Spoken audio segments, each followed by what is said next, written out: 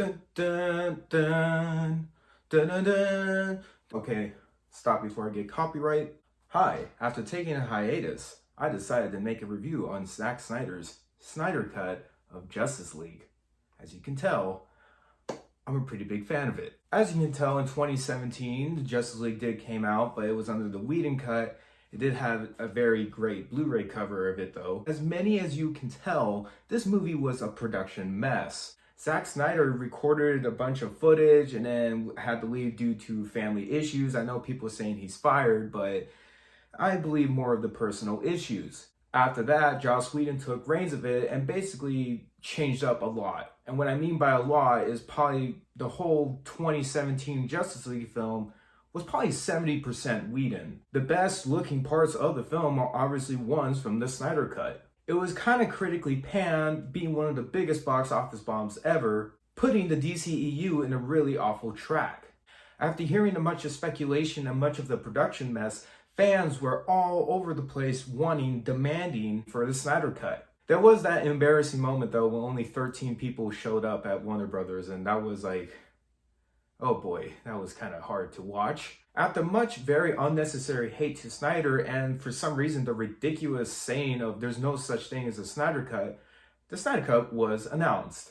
As many as you know, is kind of similar to some plot points. Now in the Snyder Cut, the movie starts off right after Batman v Superman, where Superman dies. His screams echoes throughout the world, basically saying how much of an important death Superman was. After his death, 3 mother boxes are awoken, which grabs the attention of the main villain, Steppenwolf, who looks 1,000 times better in this film. He actually looks like a beast. He actually looks like a massive threat. He doesn't look like some PS3 character.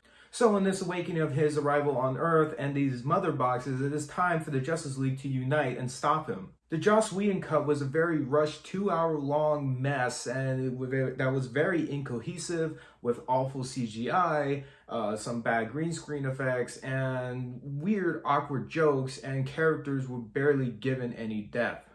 This film is very character driven, and that is my biggest props. Every character feels fleshed out, Cyborg being the heart and soul of the film. This is kind of like being a Cyborg movie in a way, while also Barry Allen, the Flash, is the MVP of the whole movie. Aquaman does have his moments, but he doesn't really shine as much as Flash or Cyborg. Wonder Woman is obviously the awesome Amazon warrior, and Batman is trying his best to be the leader to unite this team. The first half of this movie is nothing but a build-up, but it gives you reasons why these characters are joining together. The first half of this movie is all character driven and I love it. The dialogue is great, the characters, the depth in them is also great. Cyborg basically has a beginning, middle, and end throughout this whole movie. You see his origin, you see his rise, you see his fall, and then you see his resolution. His story does have the most emotional weight in the Justice League movie. Superman comes back, obviously, and he is phenomenal. I love the black suit. I think is a nice change. His dialogue with Lois in the farm is better. The dialogue exchange between Martha Kent and Lois is twice as better as the Whedon cut. It looks finished. It looks like it was on a set and not some rush production.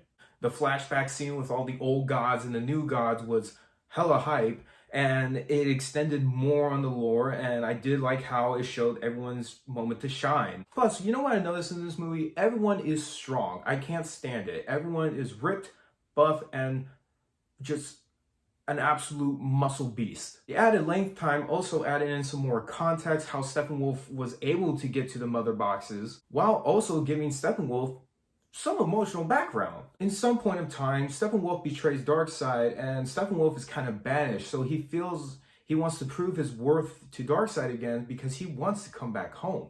Even though they're all evil, genocidal maniacs, at least he has more of a reason. Because in the Whedon cut, he's just like, Mother, I hear you, Mother. You speak to me, Mother. He was very obsessed with the mother box. We also get Snyder's biggest strength, which is the action. The museum scene with Wonder Woman, the tunnel scene, and even the final fight scene are way more elevated with a much more better score, much more fleshed out shots, and makes the fight more cohesive to see where everyone is in the battle. The Superman fight is obviously my favorite part. I love Superman. Me seeing him owning everyone, even the villain, is just heaven to me. Seeing Darkseid is something I never thought I would imagine seeing on the big screen, and I was really terrified every time I see Darkseid. Every time he was on film, granted his screen time is short, but you can feel the massive amounts of threat that he is. The final battle was something to be seen, and I never thought I would see some of these characters' powers displayed like that on screen. Especially the Flash, again, he is MVP. People complain about this movie being 4 hours long. I happen to be invested throughout the whole way, so I wasn't bothered by the runtime. Also, if people are going to be complaining about the runtime of a movie, yet they have no issue binge watching 2, 3, 4, 7 seasons of a TV show in a short amount of time, they don't have the right to complain about the length of Snyder Cut. This movie would not have worked if it was split in parts. I don't feel like it would have been great for an episode, and I'm glad they didn't split the movie in two, because the first half would just be just talking with 1 or 2 action scenes, and then the other half, everything else happens, and you're just like, okay. The nightmare scene is probably one of my slight issues with the film. It does feel tacked on. I don't know why we have to go back to it. I think it would have worked in the middle of the film. And plus, Jared Leto just does not work for me as Joker. I still can't get used to him. Suicide Squad, I haven't watched the extended cut, if you want to call it that. It's only like 7 minutes longer. But Jared Leto just doesn't work for me. His chemistry with Ben Affleck is just two completely different creative characters. I really don't feel like this Joker is a Joker in Ben Affleck Batman. If you see the way Ben Affleck was in Batman v Superman, I don't know how Joker was even able to survive. I mean, it's cool what they're trying to set up, and maybe that's something we can see in the second Justice League, if that will ever happen. Interesting, nonetheless, minus Jared Leto. We do get a cameo from another character that's really cool. I never thought we would see him on the big screen or see him in this movie. But his addition is really cool, and I'm more excited if they make a second one, because now we have characters like Shazam, and maybe, if they want to, a Green Lantern. Overall, I think this film does justice. I really hope Warner Brothers looks at the success this film is currently making, and I hope the DCEU is back on track. I'm still excited for the Robert Pattinson movie, although I would have wanted a Ben Affleck movie as well, and to see Deathstroke beat a big baddie in that film.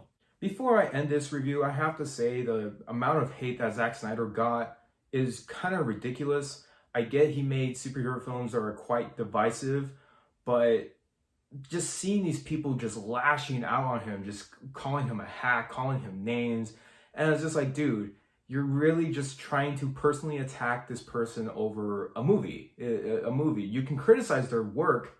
That's what critics are supposed to be made for, criticizing someone's work.